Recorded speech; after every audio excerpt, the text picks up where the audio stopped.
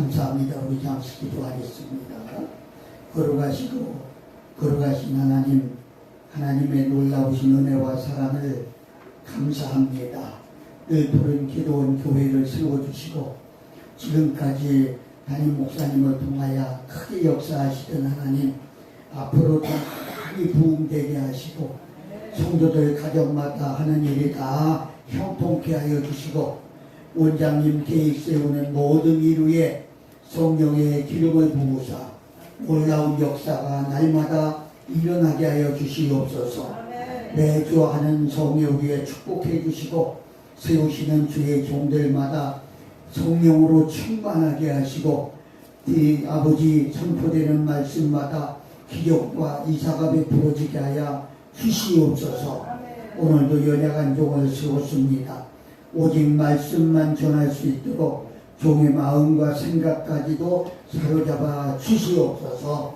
주님께 모든 걸 맡기고 예수 그리스도의 이름으로 기도하옵나이다. 아멘. 아멘. 아멘. 반갑습니다. 아멘.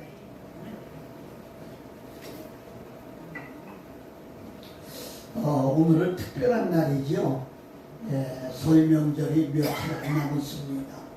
그래서 아마 고향 가신 분들도 많은 것 같고 교회마다 오늘 인원이 많이 줄어든 것은 사실입니다. 그러나 우리가 1년에 한 번 있는 이 명절을 그냥 보내기에는 좀 아쉽구나, 그런 생각을 해보지요. 그래서 오늘 제목도 한번 우리 같이 한번 해봅시다.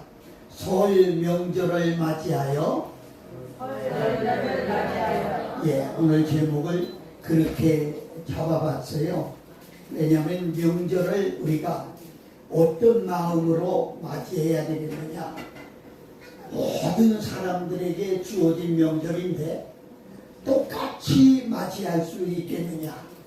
우리 예수 믿는 사람은 뭔가 조금 달라야 되지 않겠는가 생각을 해보고, 또 중요한 것은 하나님이 여러분과 나를 얼마나 축복해 주셨는지 몰라요. 그냥 여러분 하루를 지나고 한 주를 지나고 한 달을 지나고 1년을 지나면서 야, 세월이 참 빨리 간다, 이런 소리만 할 것이 아니라 왜 우리에게 세월의 매듭을 주셨을까요? 하루를 지나고 일주일을 지나고 하루 24시간은 누구에게 주어진 건데 24시간을 지나면서 한날 내가 있었던 일을 다시 한번 마음에 새기면서 하나님과 사람 앞에 실수 혹은 고의로 잘못한 일이 있다고 하면 진심으로 회개해야 될 것이고, 그리고 새 날을 맞이해야 그 날이 복된 날이 된다는 것이죠. 한 달을 지나면서 지나간 달에 잘못된 부분들을 회개하고 새로운 한 달을 맞이할 때에 복된 한 달이 될 수가 있고, 지난달에 이루지 못한 것을 이달에 또 이룰 수 있다고 하는 기대감 속에 소망이 넘치는 것이죠.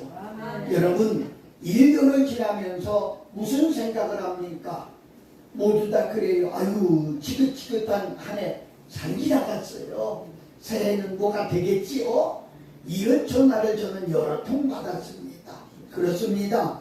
지나간 일은 잊어버리고 산하를 계획하고 오늘도 이전 일을 기억하지 말라, 이랬습니다. 그런데 참 사람들이 이상해요. 좋은 일은 기억하고 나쁜 일은 잊어버려야 되겠는데, 여러분 미안합니다만 반대 아닌가요? 은혜는 잊어버리고 나쁜 일은 가슴에 새겨놓고 있는 사람들이 얼마나 많습니까? 혹시 여러분 중에 그런 분들이 있다고 하면 신정은 지나갔으니까 우리 설 명절을 맞이하면서 지나간 한 해 잘못된 부분들을 회개할 수 있는 믿음이 있어야 된다는 거지요. 주의 종의 마음을 아프게 한 적이 있습니까? 형제의 마음을 슬프게 한 적이 있습니까? 부모나 자식의 마음을 슬프게 한 적이 있습니까? 진심으로 회개하는 마음을 가지고 설 명절을 맞이할 때 이 명절이 복이 되는 거지요. 사랑하는 여러분, 우리가 새해를 맞이한 지 벌써 한 달이 넘었습니다. 그렇지요? 1년직에는 정월이 있다고 1월달은 한 해를 계획하는 달이지요. 그런데 그 계획이 지나간 것을 지우지 않고 다시 계획한다고 하면 참으로 힘든 일입니다. 우리나라는 이런 유행어가 많이 돌아다니고 있죠. 작심삼일이다. 그래서 어떤 분들이 그래요. 1월달은 담배값이 떨어지는데 왜 금연 계획을 하니까 1월달에 끊는다는 얘기죠. 그런데 3월달 되면 도로 그대로 돼요. 왜요? 다시 피운다는 얘기가 되겠죠. 그래서 우리는 한 번 계획한 것은 정말로 이해 말까지 가져갈 수 있는 그런 믿음이 필요하다고 하는 거지요. 아멘. 이러던 중에 우리가 고유의 명절을 맞이하게 됐습니다. 아멘. 다시 한번 새롭게 하고 내 마음을 가다듬을 기회가 된 것 같아서 한편 마음이 설레이기도 합니다. 우리는 새해에 기대감이 있습니다. 지나간 한 해 동안 우리를 한숨 짓게 했던 모든 근심이나 슬펐던 일, 어려운 일은 끝날 것이라고 하는 기대감과 또 새해에는 내가 계획한 대로 생각한 대로 하나님이 축복하실 일을 생각하니까 마음이 흥분이 되는 거지요. 기대감이 있는 거지요. 이런 마음으로 새해를 맞이한다고 하는 것이 얼마나 중요한지 몰라요. 설은 흩어진 가족들이 한자리 모여서 부모님을 생각하고 또 설은 아침 일찍이 일어나서 새 옷을 입고 어른들에게 세배를 하고 서로 독담을 하는 그런 명절이지요.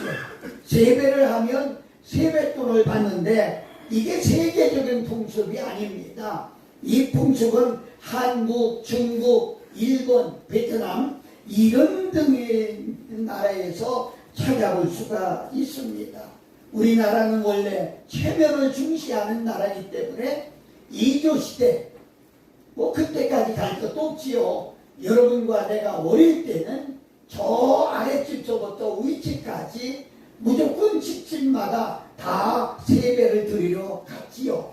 그때 어른들은 독담을 해주고 떡과 과일을 내놓고 대접하고 대접을 받고 이것이 이제 흘러내려오면서 이게 돈으로 바뀌어가지고 요새는 세뱃돈을 주지요.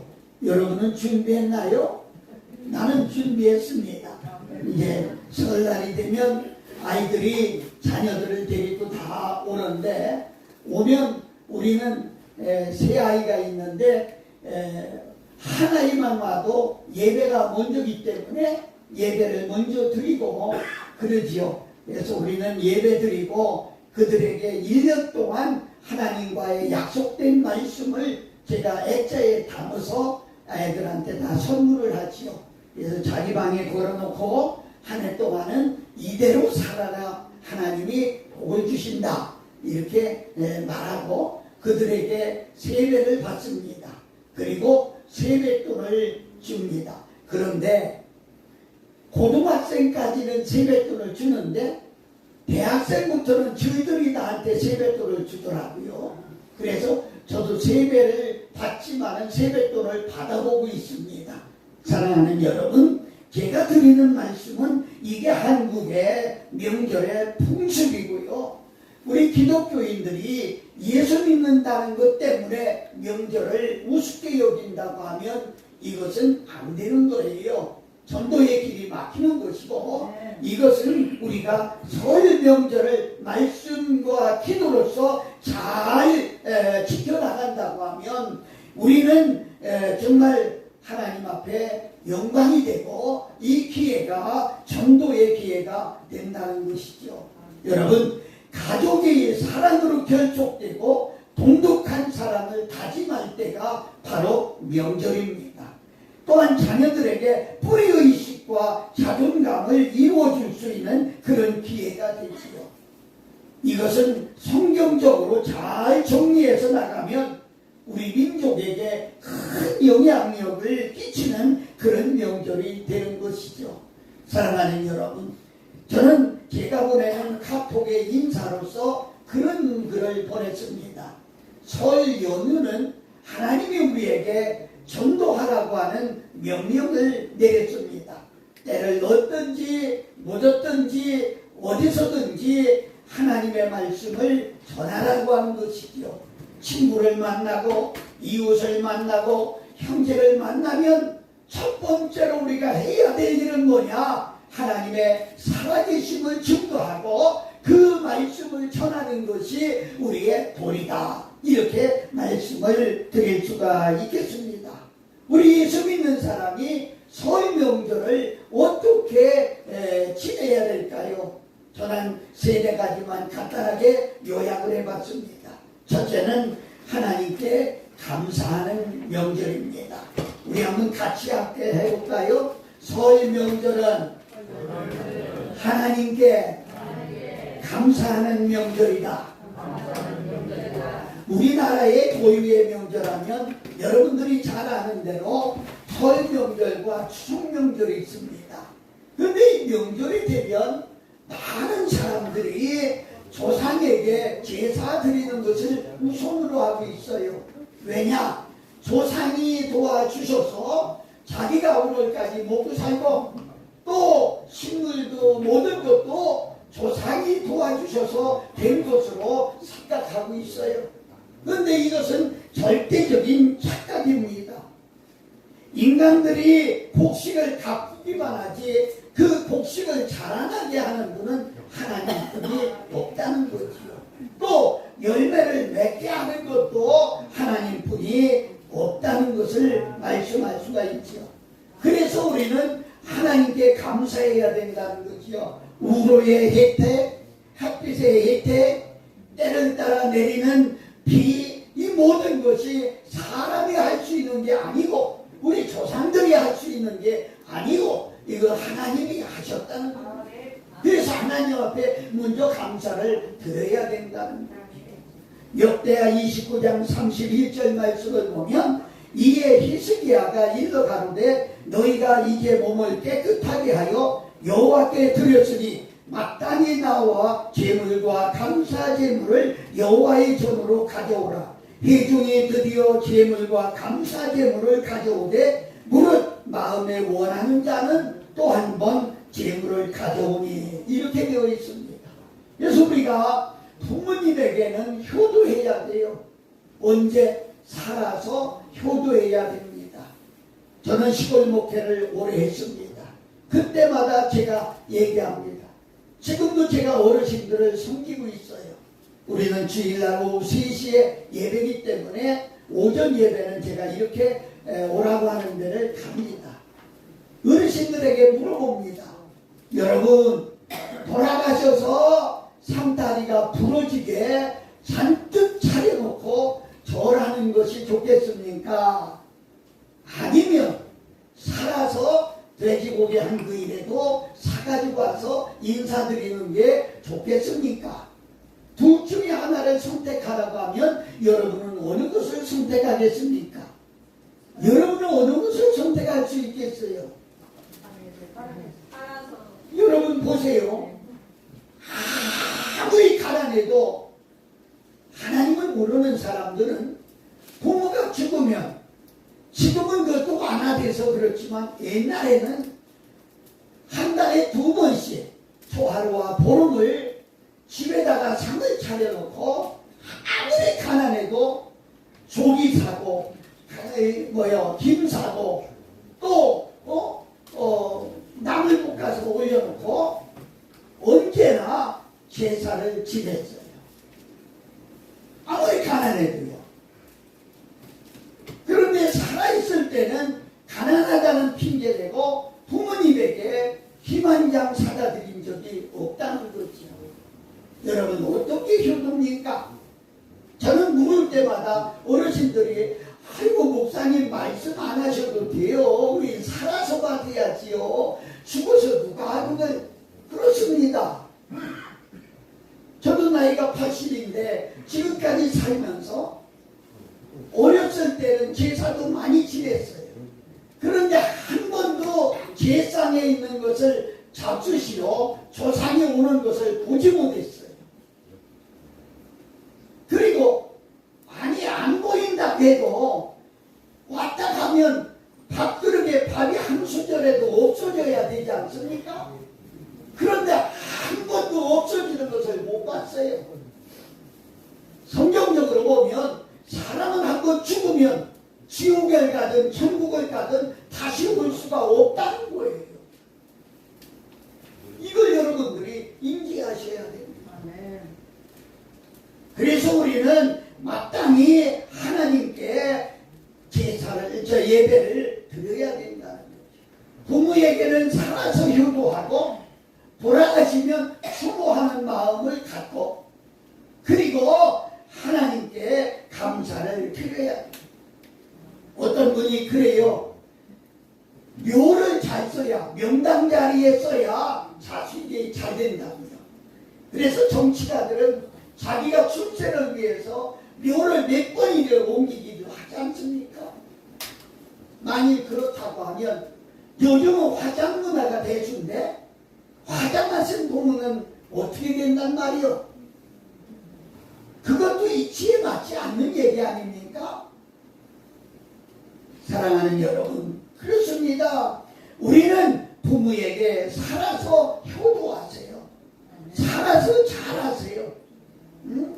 순종하고 부모님의 뜻을 따라주고 나만 나가서 외식하며 좋은 거 마음대로 먹는 게 아니라 부모님들에게 약간의 양식이라도 공급하는 이런 대접하는 이런 문화가 이루어져야 되지 않겠나 생각합니다. 사실 죽어서 제사 지내는 것은요, 그것은 뭡니까?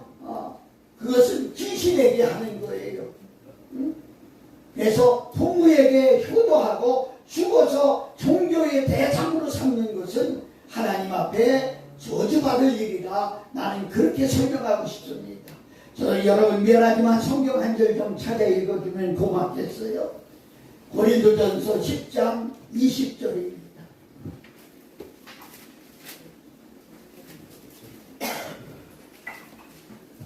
고린도전서 10장 20절부터 21절.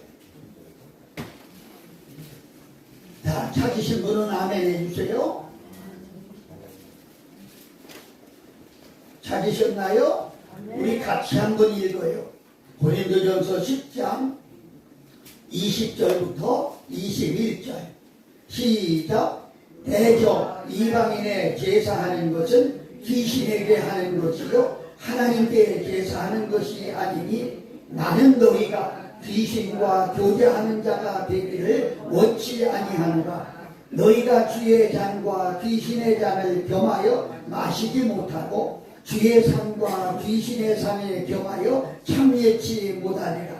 귀신에게 제사하면 어떻게 되는 줄 아세요? 이건 귀신에게 하는 거라는 거예요. 귀신에게 제사하면 어떻게 되나요? 자, 미안해요. 성경 한 번 더 찾아봐요. 시편 16편 4절. 시편 16편 4절. 시편 16편 4절. 찾으신 분 아멘 하시고요. 같이 있습니다. 시작. 다른 이신에게 예물을 드리는 자는 괴로움이 더할 것이다. 나는 저희가 드리는 피의 전제를 드리지 아니하며 내 입술로 그 이름도 부르지 아니하리로다. 아멘. 여러분, 귀신에게 제사하면 괴로움이 더한다는 거예요. 귀신에게 제사하면 멸한다는 거예요. 얼마나 무서운 얘기인지 몰라요. 사랑하는 여러분, 그래서 우리 예수님 믿는 사람은 하나님 외에 다른 데 감사할 수가 없다는 거예요. 어떤 분이 그래요? 아, 목사님 저는 여자니까요 가서 절하거나 제사 안 지내요. 주방에서 음식만 만들어줘요. 죄송합니다. 그것도 제사에 동참하는 거예요. 제사 지낼 음식을 만들기 때문에. 어떤 분은 또 그래요. 아, 저는 절은 안 해요. 그래도 그 자리에 가서 섞기는 해도 절은 안 해요.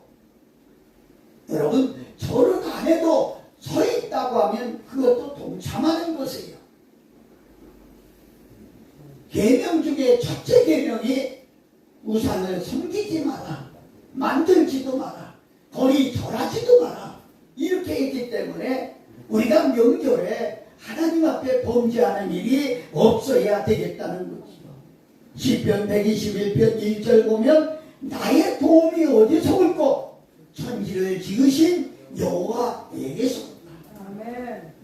나를 도와주시고 내게 은혜를 주시고 내게 복을 주시는 분은 천지를 만드신 하나님 한 분이라. 그래서 하나님께 감사해야 된다는 거예요. 하나님은 어떤 분이냐? 감사를 받으시기에 마땅하신 분이고, 또 하나님은 어떤 분이냐? 지금 눈에 보이는 약자들을 주의 이름으로 섬기면 그것이 바로 하나님을 섬기는 거예요. 이게 연말 연초되면 이웃돕기 운동을 엄청 하지 않습니까? 그런데 예수 그리스도의 이름으로 하지 않는 것은 절대로 하나님의 축복록에 기록이 안 된다는 거예요. 예수 그리스도의 이름으로 할 때만이 그 행위가 기록이 된다는 거예요. 그래서 여러분 주변에 설인데도 고향이 내려가지 못하고 지금도 근거리에 힘쓰고 있는 약자들이 있어요. 그분들을 초청하고 그분들을 돕고 대접하고,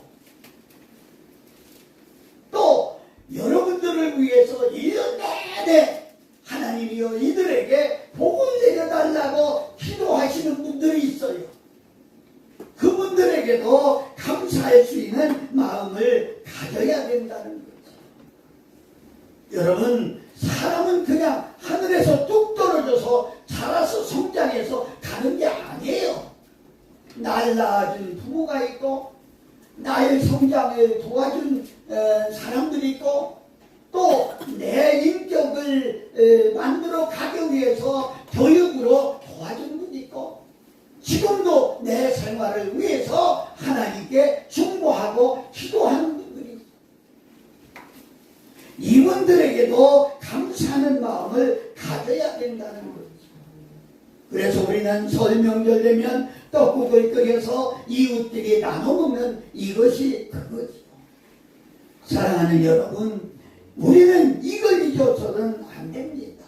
이스라엘 백성들도 애굽에서 비참한 노예 생활을 했지만 지금은 하나님의 은혜로 풍성한 축복을 누리게 된 것을 감사로 표현했습니다.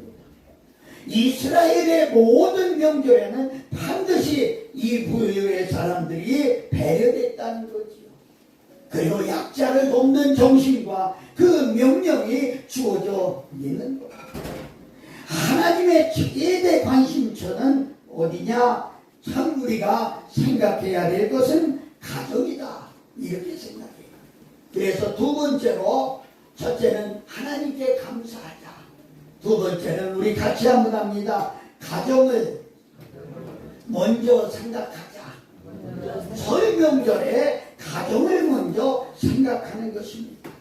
이 설 명절은 가정이 결속을 다지는 날입니다.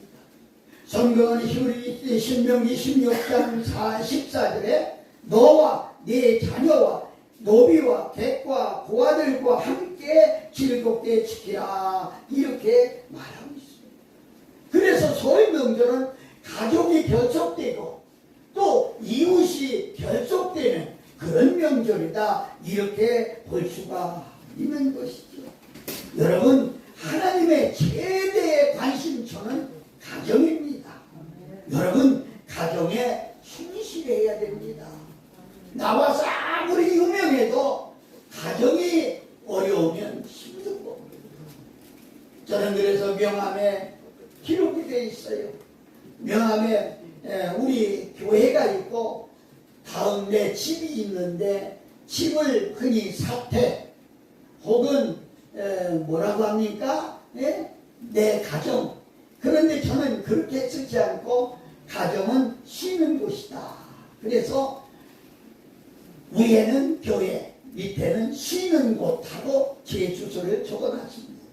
왜? 가정이 들어가면 쉬는 거예요. 나와서는 여러분 강사라고 잘 대접하는 것 같지만 나는 스스로가 스트레스를 받고 있어요. 그런데 집에 들어가면 다 내려놓고 아내가 이해해 줍니다. 자녀들이 이해해 줍니다. 다 내려놓고 흔들자 붓고 풀어도 자고 벌거벗고 자고 부끄럽지 않는 편하게 쉴 수 있는 이것이 내 가정이라는 거예요. 사랑하는 여러분, 저는 천국을 이야기할 때 천국이 세 가지의 천국이 있다 그래요. 첫째는 우리가 죽어서 가는 천국이 있고, 두 번째는 우리 마음의 천국이 있고 마음이 천국이 돼야 됩니다. 또 세 번째는 가정 천국이 있습니다. 가정은 천국과 같아야 된다는 거죠. 너무 소중한 얘기를 지금 하고 있습니다. 옛날이나 지금이나 그래서 하나님은 가정을 중시 여기고 또 우리나라에서도 가정 파괴 보면은 옛날이나 오늘이나 아주 중벌로 다스리고 있는 것을 우리가 압니다. 사랑하는 여러분, 가정이 튼튼해야 됩니다. 가정이 신성해야 됩니다. 가정이 경건해야 됩니다. 튼튼해야 됩니다. 솔직히 말씀드려서 가정에 불화가 있으면 일이 잘 안 되잖아요. 남자분들 가정에 불화가 있으면 나와서 일이 손에 잡히지 않지 않습니까? 그래서 공자는 뭐라겠어요? 가화만사성이다. 그래서 가정이 평안해야 만사가 평안해진다. 그런 얘기를 하고 있죠. 사랑하는 여러분, 이번 설 명절을 통해서 우리 가정이 천국과 가정 같은 가정, 그런 가정이 되었으면 참 좋겠습니다. 이스라엘 민족에게도 3대 명절이 있어요. 그런데 이 명절을 다 함께 반드시 지키라고 그랬고, 이 명절은 가족의 결속 또 민족의 결속을 위한 결속입니다. 연세찬회에 의무적으로 모이라는 거예요. 명절은 먹고 마시고 놀고 하는 거에 이상으로 우리에게 주어진 의미가 얼마나 큰지 몰라요. 요즘은 산업화가 되어 가족이 전국구로 나누어 살고 있는 형태입니다. 사실 우리나라도 이 명절이 없다고 하면 1년에 한 번 자식들 보기도 힘들고 이웃을 만나기도 힘든 것입니다. 명절이 없다고 하면 한 차례도 이루어지지 않을 것입니다.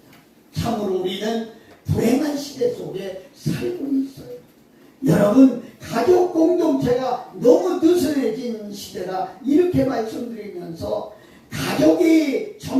가족애가 점점 사라지고 이제는 개인화 되어가는 시대입니다.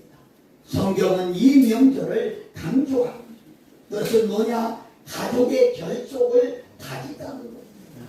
이번 명절에 여러분과 내가 한 가족에서 자녀들과 모이고 가족의 친지와 모일 때에 하나로 결속할 수 있는 그런 시간들이 되셨으면 참으로 좋겠습니다. 사랑하는 여러분, 우리나라는 안타깝게도 명절 후에 이혼하는 가정이 가장 많대요. 왜냐? 여자들이 우리가 뭔데 우리는 주방에서 노예같이 일해야 되고 남자들은 방에서 놀기만 해요. 나는 억울하다. 이래서 이혼 신청이 많아진대요. 그런데 사랑하는 여러분, 저는 이렇게 말하면 어떨까요? 내가 희생하면서 청소권 만들어준 음식을 남편이 먹기 때문에 그 남편이 나가서 힘써서 일할 수 있고 돈을 벌어올 수 있고 내가 희생해서 만들어주는 음식 때문에 자녀들이 나가서 활발하게 생활할 수가 있고 내 희생은 결코 헛되지 않는 이렇게 생각한다고 하면 내 희생하는 생활이 빛이 되고 내 희생하는 생활이 영광이 되지 않겠습니까? 사랑하는 여러분, 그렇습니다. 이 명절에 여러분과 내가 가족을 결속하는 그런 계기로 삼아주시기를 예수님 이름으로 축복합니다. 마지막으로 설 명절에 우리가 천국을 생각해야 할 것 같습니다. 같이 한번 할까요? 설 명절에 천국을 생각하자. 이 땅은 영원히 살 곳이 아닙니다. 모든 사람은 나그네입니다. 우리는 언젠가 본집으로 돌아가야 됩니다. 어떤 분이 권사님이 참 갑부였대요. 그래서 없이 사는 집사님 한 분이 우리 권사님의 집은 굉장히 잘 꾸며놨을 거야. 대궐같이 큰 집에서 얼마나 잘 꾸며놨을까. 나는 저런 집에 초대 한번 받아갔으면 좋겠다. 그렇게 생각하고 있는데 어느 날 예배를 드리고 나가는데 권사님이 그 가난한 집사님의 어깨를 툭 치면서 이번 주 우리 집에 놀러와 이랬다는 거예요. 얼마나 황홀한지 감사했는지 그래서 놀러 갔다는 거예요. 방에 딱 들어갔는데 기절할 것 같이 놀랬대요. 그 부잣집에 세상에 장롱도 없더래요. 그 부잣집에 그 근사한 소파 하나도 없더래요. 그 부잣집에 그래가지고 깜짝 놀라서 권사님 어떻게 장하다가 없을까요? 어떻게 그랬더니 권사님이 웃으면서 그거요 우리 본집에 다 갖다 놨어요. 그러면 그렇지 권사님이 본집이 따로 있겠지. 그 본집은 어디세요? 그러니까 내가 영원히 돌아갈 고향이랍니다. 그 고향이 어딘데요? 하나님이 계시고 예수님이 계시고 날 사랑하는 우리 먼저간 성도들이 있는 곳 천국입니다. 사랑하는 여러분, 우리는 이 땅에서만 만들어 놓는 것을 최고로 생각하지만 결국은 다 두고 갈 겁니다. 진짜 본 집에 돌아가서 아무것도 없으면 어떡하겠어. 미리 갖다 놓고 싶은 그런 마음은 없나요?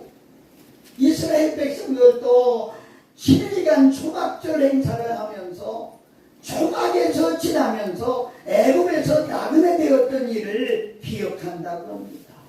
그리고 이 땅은 나그네 땅이며 우리가 가져야 할 곳은 영원한 천국을 생각해야 합니다.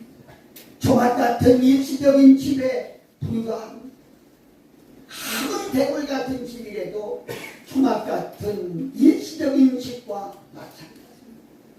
인생은 나그네라고 베드로도 그렇게 말씀하고 있어요. 우리 성경 한 절만 같이 읽읍시다. 베드로전서 1장 1절부터 2절.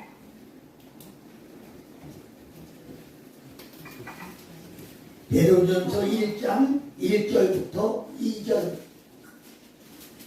신약성경 마지막 부분입니다. 찾으신 분 아멘 하시고 베드로전서 1장 2절 1장 1절부터 2절 시작.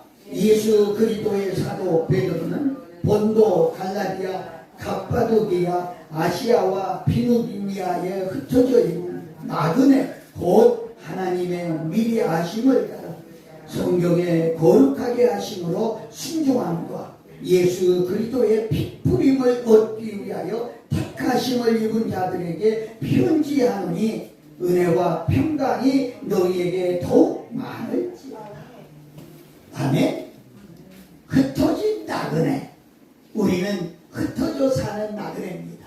저는 인천 살아요. 여러분은 서울 사시고요. 또 어떤 친구는 경상도 사시고요. 어떤 친구는 전라도 사시고요. 다 우리가 흩어져 사는 나그네입니다. 그러나 우리의 고향은 하나입니다. 돌아갈래 고향 하늘나. 그렇지요? 거기에는 하나로 뭉쳐 삽니다. 전라도도 오고 서울서도 가고 인천서도 가고 부산서도 가고 우리는 하나로 뭉쳐 살게 됩니다. 우리는 나그네입니다. 여러분 저도 다음 달에 필리핀 갈 계획을 가지고 있습니다만은 여러분 여행을 할 때는 가방이 가벼울수록 좋더라고요. 안 그런가요? 가방 개수가 적을수록 비행기 타는데도 좋더라고요. 안 그런가요? 무거우면 무거울수록 힘들더라고요. 그런데 여러분 지금 가지고 있는 거 무겁지 않아요? 네, 집안에 있는 물건들 참 무겁지 않아요?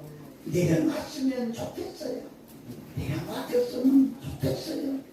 여러분 그래서 우리는 항상 나그네 인생을 살아야 되고 우리 예수님 믿는 사람은 종말론적인 삶을 살아야 돼요. 저를 가르친 신학교 교수 목사님은 아침마다 와서 하는 말이 너희 목사님들은 깨끗이 하고 나왔으니까 저는 아침마다 목욕을 합니다. 그래서 저희들이 아니 여자도 아니고 남자인데 뭘 아침마다 목욕을 합니까? 그러니까 하는 말이 내가 언제 어떻게 죽을지 모르기 때문에 깨끗하게 하려고 아침에 목욕하고 속옷을 다 갈아입고 나옵니다. 이렇게 말하더라고요. 여러분 제가 탈무드에 보니까 아주 열심히 살아서 돈을 많이 모은 부자가 있어요. 근데 이 부자가 마지막 죽을 때가 됐는데 죽으려고 생각하니까 억울한 거야.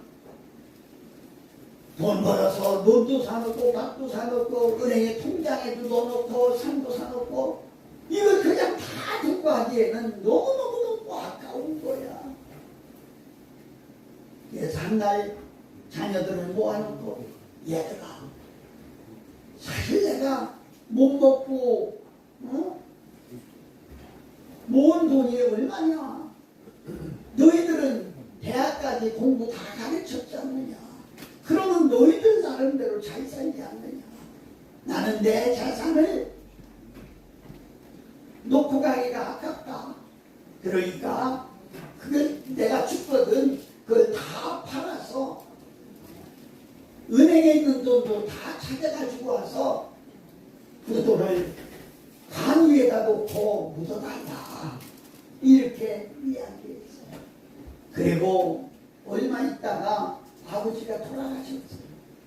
유언이기 때문에 아들들이 논도 팔고 밭도 팔고 산도 팔고 갑자기 파니까 아주 헐값에 팔았겠지요.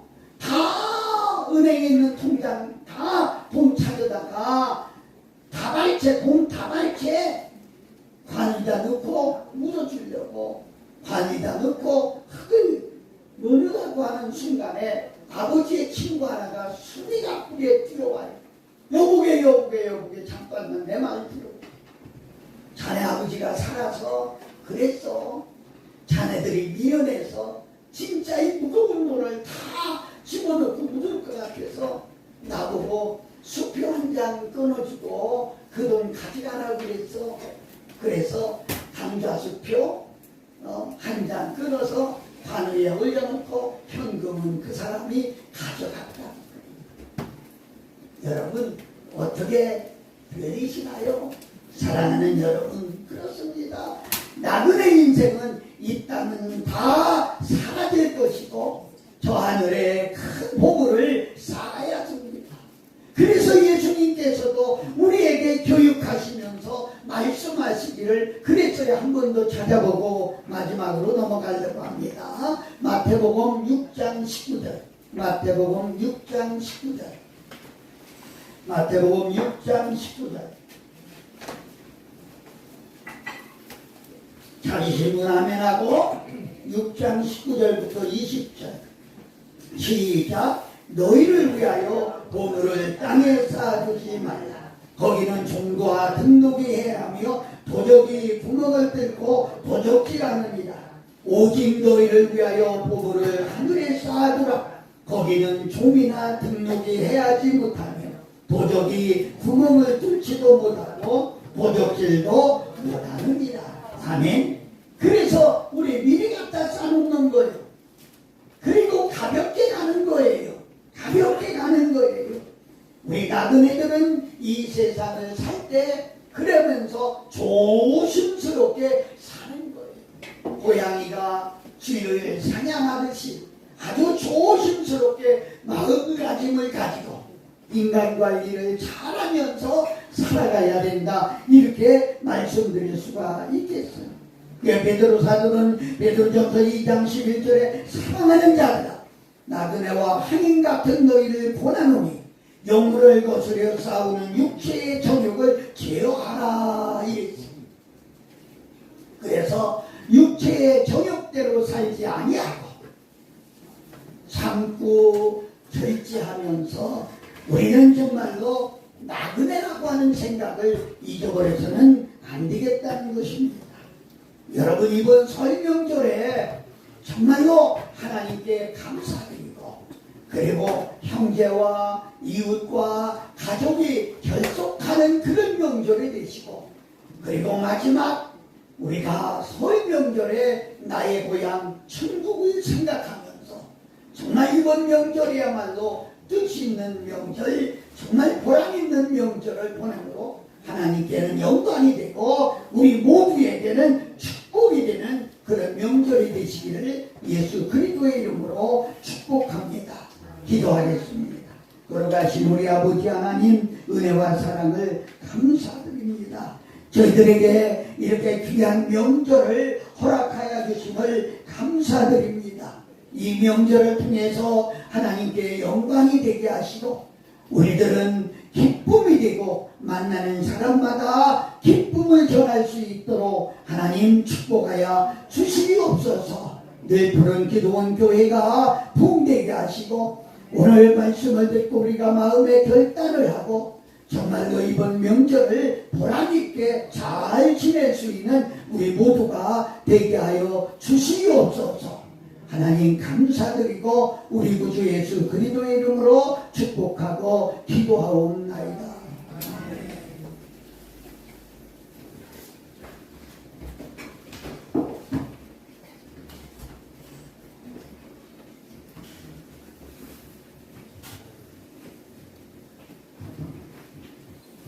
목사님 말씀 큰 은혜 많이 받으셨죠?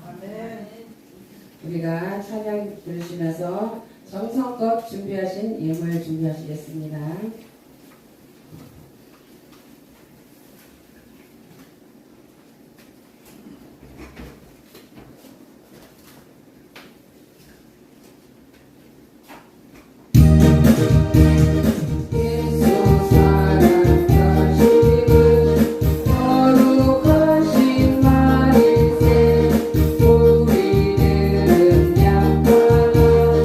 예수 권세 난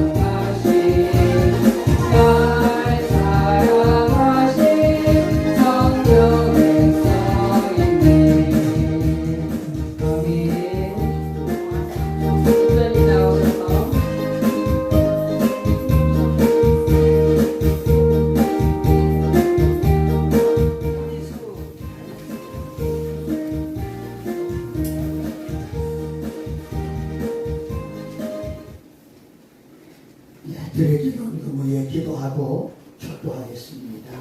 거룩하신 우리 아버지 하나님, 이번 설에는 가정이 행복하고 그리고 우리가 어른들을 돌보고 또 섬길 수 있는 믿음 주시고 또 주의 종들을 섬길 수 있는 마음도 허락하여 주시고 우리 성도들끼리 서로 사랑하고 아끼는 마음이 다른 때보다 7배나 더하게 하시고 아버지 자녀들에게 복을 주시고 생각하는 것마다 금년 한 해가 창대케 되는 하나님의 놀라운 축복이 임하게 하여 주옵소서. 우리도 정성을 다하여 헌금을 드렸습니다. 드려지는 금후에 아버지 축복해 주시옵소서. 자녀들에게도 복을 주시고 기업에도 복을 주시고 자녀들에게도 기업에도 복을 주시고 하는 모든 일이 형통케 하여 주시옵소서. 쓰이는 곳마다 하나님의 영광이 나타나게 하옵소서. 지금은 우리 구주 예수 그리스도의 은혜와 하나님 우리 아버지의 사랑하심과 성령의 강화감동 역사 충만 내주 교통하심이 늘 푸른 기도원 교회 위에 우리 담임 목사님과 그 가족 위에 그리고 오늘 예배에 참석한 모든 분들 머리 위에 가정과 자녀와 생업 위에 그리고 이 나라 이민족 위에 이제로부터 영원까지 함께 있을지어다.